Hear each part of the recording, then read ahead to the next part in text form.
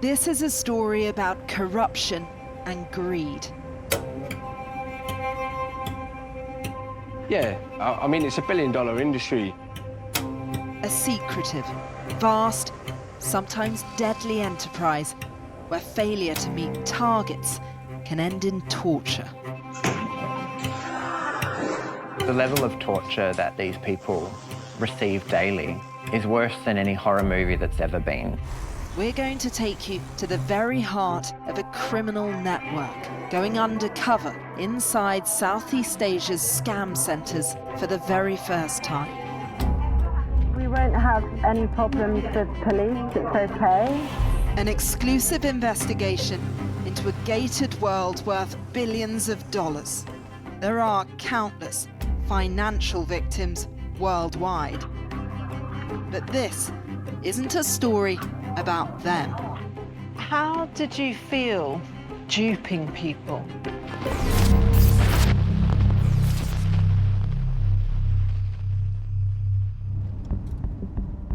We're heading a little bit south of Mesot into an area that we know as Tai Chung. It's commonly known also as Mountain View. For us, it's one of the worst compounds that exists in terms of human rights violations, abuses, absolute torture of their victims. Judatana is on a mission. He's in Thailand. Over the river is Myanmar, where thousands of people are working in prison-like compounds, known as scam centres. Their job? To defraud people online. But they're not all criminals. Some are trafficked, tortured, thrust into cyber slavery. What we often hear about is this black room or this dark room, and it's essentially, let's say, a windowless dark room where the victims are taken in. They're often chained with their hands handcuffed above their heads hanging from a ceiling.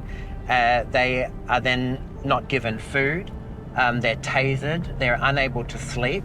How do you go about getting people out? The reality is the majority of them have to pay exorbitant ransoms. Their families sell everything. Judah's the first hope for those fleeing. Recently, he's been getting a lot of frantic calls. Many trace back to a little-known compound called Tai Chung. You can see it just across the border.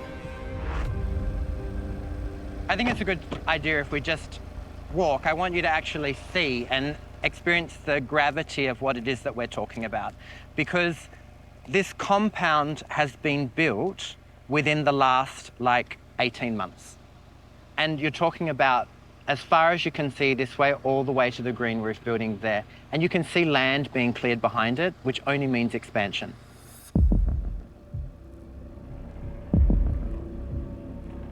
Two things I'm really struck by is just how vast it is, but also it's there in plain sight, so close to this Thai border. Yeah, you can almost reach out and touch it, right? And yet it's untouchable. You can't get in and nobody can get out. Is this, in fact, the place the world should be watching? Absolutely. This compound is, without a doubt, the worst. It is essentially hell on earth. The scam compounds are often run by Chinese mafia, supported by militias in Myanmar. Those who don't generate enough money for their bosses can be brutally punished. The UN estimates hundreds of thousands of people are working inside these fraud factories across Southeast Asia. The types of scams that are being run inside the scam centres are often focused on dating and relationships. They use many platforms, but behind most of them, it's gaining some kind of trust with somebody in another country by pretending to be someone you're not. And by gaining that trust, encourage them to join some kind of investment or cryptocurrency investment, and to build on that investment and to build on that trust until eventually you've exploited them from all of their money. The notorious KK Park is one of many compounds that was able to grow and prosper along a lawless border in a country wrestling with civil war. These 3 men have just left. 3 guys just leave KK4, so I take them leave and send to immigration. But Sammy is a volunteer trying to stop human trafficking. 2 years ago, if you want to leave KK compound, you have to pay about 30,000 to 50,000 US dollar to leave. How much did it cost them? 你们后来你付了多少钱 ？2,500 US dollar, not really high. But to really understand the current dynamics, you have to cross from Thailand into Myanmar, where conflict rages and cyber scams thrive. We've been granted rare access to Yatai New City in Shui Koko, a sprawling frontier of compounds and casinos. But the city management wants to show us this is a normal town with nothing to hide. This feels like a little China. Everywhere you look, there are signs in Mandarin. A lot of the people on the streets and in the shops are Chinese too. It's almost like a vast outpost, and yet it's one we know that Beijing in part is wrestling with. Along its border with Myanmar in the north, China has cracked down on the scamming industry, but it's money from the Chinese underworld that still drives it. Yatai says that's not what's going on here. Suspicion, though, is high. Phones are checked, and we're escorted everywhere. Yatai's chairman wants to talk. 我们只是一个城市开发者，我们只是一个城市运营商。如果有哪怕就是说有任何的这个诈骗啊或者怎么样，那些东西我们没办法去做这个任何的这个裁决，或者是抓捕啊或者等等这些东西，因为我们只是一个房地产开发商而已。当地有当地的这个司法机构，有当地的这个执法机构。 You say you're just the property developer, but you do profit from these compounds. Do you think that it's your responsibility to crack down more forcefully? 那如果进来那么多这个投资商，那投资商具体他做什么这些东西的话，我们是不得而知的。说实话，我们也是没有权利知道那些东西的。Do you accept that scamming has gone on in Yatai City, in compounds, and that some people have been trafficked here? 就是关于这个诈骗啊，还有这个贩卖人口这个事情，其实我们早在2020年还没到的时候，我们就做了一些这个防范措施，就是包括像我们城里的这些宣传标语，我们是坚决抵制、打击这个贩卖人口等等这些行为的，包括诈骗行为。2022年，从我们最早到现在为止，我们亚太城这个地方没有出现过任何一起的这个被贩卖人口的这种事情。 There's been so much pressure on making sure that the human trafficking side has been snuffed out and that there's no longer the sense of abuses or hiring underage children. The role in which Yatai and Shui Koko has played seems to be benefiting the anti-human trafficking movement.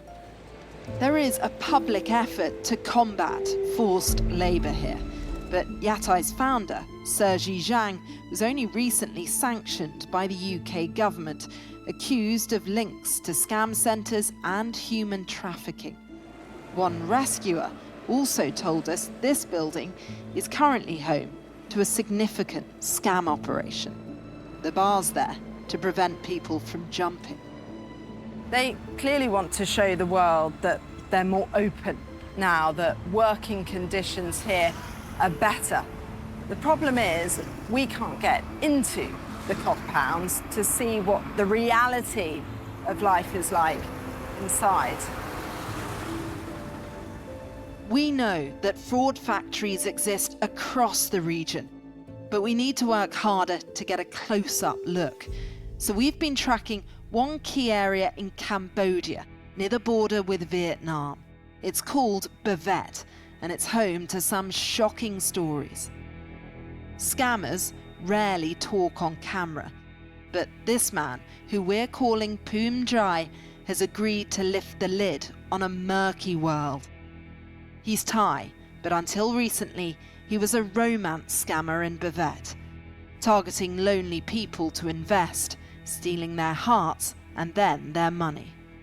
พอให้เราเสร็จเขาก็สอนวิธีการว่าการแนะนำตัวลูกค้ายังไงคือว่ามันจะมีลูกค้านี่จะจีบลูกค้าก็มีประมาณ3วันครบ3วันครบก็ประมาณถ้าครบประมาณอาทิตย์หนึ่งก็เชื่อดแต่ลูกค้าแต่ละคนนี่คือแบบว่าเป็นไบโพล่าเกือบทุกคนแล้วก็มีเงินทุกคนคือจากนั้นก็ลูกค้าคนนั้นน่ะก็ไม่ได้ใส่ใจอะไรเพราะว่ารักตัวละครรักแบบว่ารักเราอะไรประมาณนี้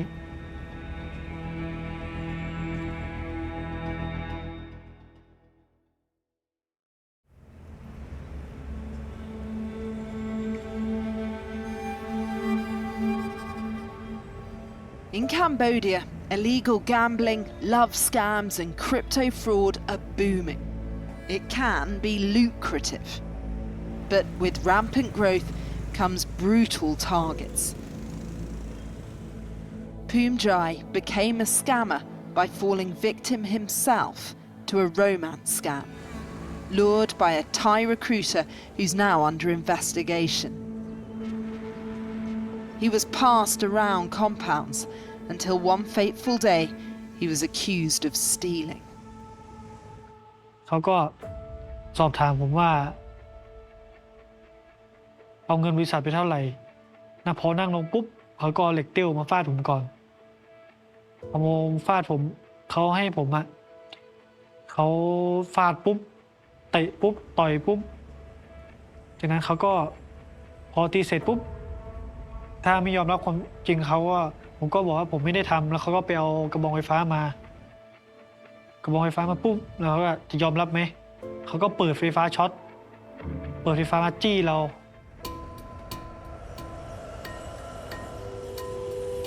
We want to find the compound Poom Jai nearly died in, but it won't be easy. They're highly secure places, hard to get in, even harder to get out. Here, around 40 Vietnamese people flee the Golden Phoenix casino, hoping they can swim back to Vietnam. Ben, who's from the UK, says he also worked there. Until I was in there, I had no idea. I've been in Cambodia a long time now. Up until the point where I was in the compound, I never heard of a compound before. I never heard of a scam factory. It was like a whole different world just appeared in front of me. I had an altercation with another staff member, and then I got punished. So called into the office, handcuffed to a chair, and security team was called in, and I was electrocuted with tasers for maybe 5 minutes.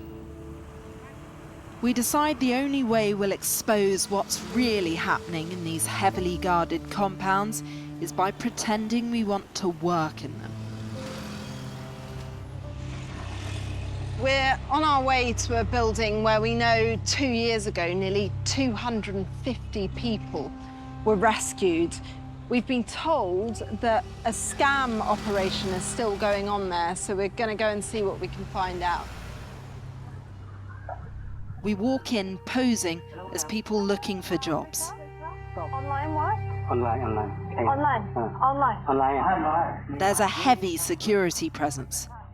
A steady stream of workers pass through a metal detector. Will we be okay? The police break the No problem. Rescuers have told us about scammers fleeing here. But we can't get any further without an appointment.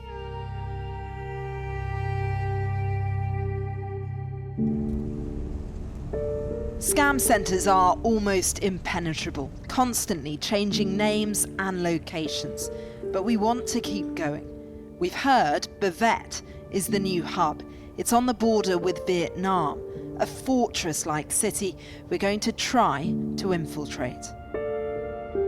It feels kind of otherworldly being here. Everywhere we look, there are gambling adverts and these huge casinos. And then behind them, these mysterious buildings, and seemingly very little else.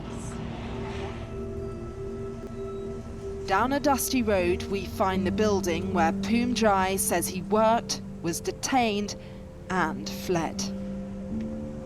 ขังประมาณตี 3 ตี 4ผมก็เริ่มวางแผนละเริ่มวางแผนว่าหนีว่าเนี่ยมีคนมาหรือเปล่ามันจะช่วงประมาณตี 4 ตี 5นี้ผมเขาไปสอดแนมว่าบอสคนจีนเขาน่าจะลงไปนอนแล้วช่องหนึ่งเป็นหน้าต่างตรงข้ามอีกตึกแล้วผมก็งัดเหล็กออกมาผมขอภาวนาว่าผมต้องรอดพอจากนั้นผมก็หลับตาแล้วก็โดดมาอีกฝั่งสติเริ่มไม่อยู่แล้วเริ่มขาก็เริ่มปวดเริ่มเจ็บขึ้นมาแล้วผมอยู่ขามันก็พลิกแล้วหน้าลงพื้นแล้วผมจะคานไปคานหนีไม่ได้เพราะผมฝืนสุดๆก็หมดสติ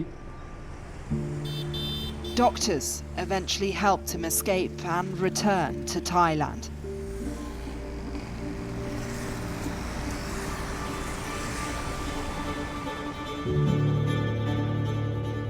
After 2 days, we have a lead.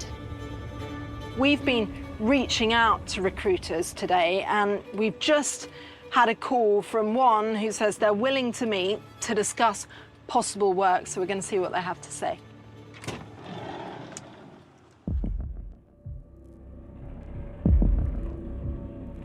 They are surprisingly unguarded and unfiltered.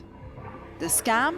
Pig butchering, tricking victims to fork out more and more money before going in for the kill. It's big business. Some scammers sign up willingly on the promise of big salaries and bonuses. What kind of work can we do for you? Maybe model, and the second call center, and the third is still. And the salary in here, more 800 after. All the same like ask to people to investment. With the kill, the romance scam, who is the best country to target? For Bangladesh. Bangladesh? Yeah. You take money from that. Because they don't like Nobody gets arrested. Right, no, the police won't stop anybody. the police. Yeah. No, I never see the police come inside. Because I think like maybe the manager of the casino maybe check the other people first. And all the casinos work with you. Yeah, so all the checkers. Okay. That night, they arranged for us to do a job interview. We're met at a casino and driven to a compound. We're then asked to sit down with the man they call the boss, the head of HR, and 2 other employees. They admit what they do is illegal from the off. Firstly, you will have to know what job we are doing here. Yeah. Can you explain it? Scanning job. It's a work industry. Yeah. What do you now focus? we are doing the US massage. Oh, US? Yeah. More rich people there, and if you get the big client, you get more commission. Oh. Yeah. And how many days a week? All day. 7 days a 7 week? days, Okay. 24/7. No. How much does the person that earns the most get? The most of the problem. Do you teach, do you train here or no training? Yeah, have training here. This is your master if you come to work. This Okay. is your master. He is the guy with experience to kill the client for like billions of money. What kind of script do you follow? What? How to win the man's heart, how to get in the first day, in the second day, in the third day, or he can teach you. He will teach you. Yeah. Like why would you tell the guy, the first thing to do, and then you ask him what problem, why you divorce with the girl. If the man can tell you the inner world, the thinking, that is, they will, you already grow deep in this lifetime. So fun fact. After a lengthy chat, the team agrees to show us the accommodation.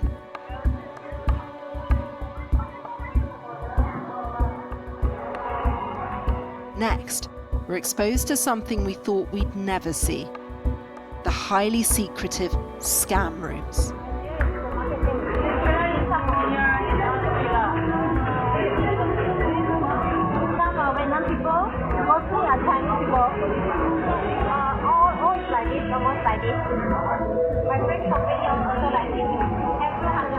We see scammers with lots of phones conducting multiple conversations with victims online. It's hard to know if other workers got a guided tour, but it revealed more than we ever expected. It was very strange seeing that world up close. I was surprised at just how organized and structured it felt. You had these rows and rows of people, all focused on ultimately defrauding people around the world.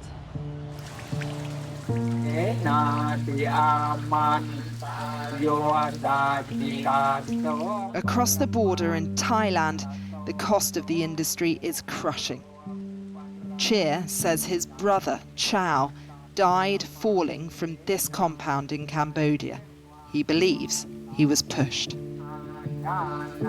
ผมคิดว่าพี่ผมเนี่ยโดนฆ่า 100% ยังไงก็โดนฆ่าครับ ครั้งเนี้ยเคสเนี้ยผมอยากให้เป็นเคสตัวอย่าง อยากให้เป็นเคสระดับประเทศ เพื่อเตือนพี่น้องชาวไทย หรือเป็นพี่น้องชาวต่างชาติ ที่เขาคิดจะไปทำงานอยู่ปอยเปตเพราะตรงนั้นน่ะอย่าไปเลยครับ ทีนี้พี่ชายผมก็เลยทักมาบอกผมว่าเชียร์ถ้าพี่ไม่ได้กลับแสดงว่าพี่ไม่มีชีวิตอยู่แล้วนะ ฝากดูแลแม่แทนพี่ด้วย พี่รักมึงมาก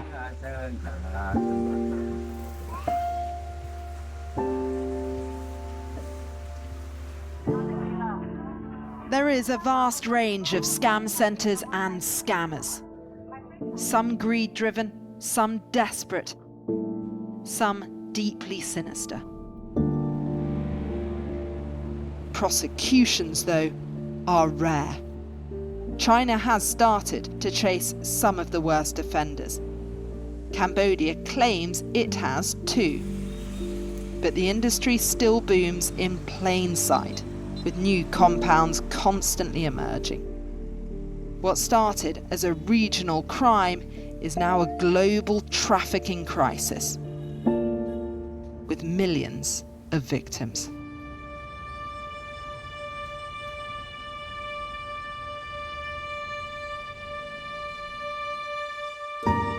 We reached out to those responsible for the compounds featured in this documentary. We also contacted the Cambodian government. None of them responded to our requests for comment.